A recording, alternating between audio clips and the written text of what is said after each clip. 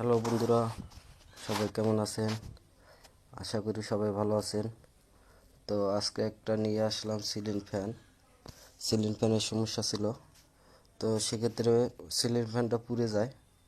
তো পুড়ে যাওয়ার কারণে মোটরটা খোলা লাগে। খোলার পরে আপনার সিলিং ফ্যানটা বাঁধা হয়। বাঁধার পরে আপনার এই ক্যাপাসিটারটা দেখতেছেন, ক্যাপাসিটার লাগাচ্ছি 3.5। তো টিপিং করার পর এটা ফিটিং করে লাগাই দিতে হবে। তো কমপ্লিট কাজ। তো অনেক সময় লাগে একটা সিলিং ফ্যান বানতে, কমপক্ষে আপনার 1 থেকে 2 ঘন্টা লাগে। আর যদি মেশিনের সাহায্যে বাঁধে তাহলে আধা ঘন্টার ভিতরে হয়ে যায়।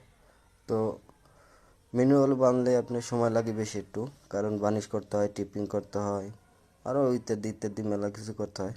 তো সেক্ষেত্রে আমাদের কাজ কমপ্লিট। তো এখন টিপিং করে আমরা রেখে দেবো।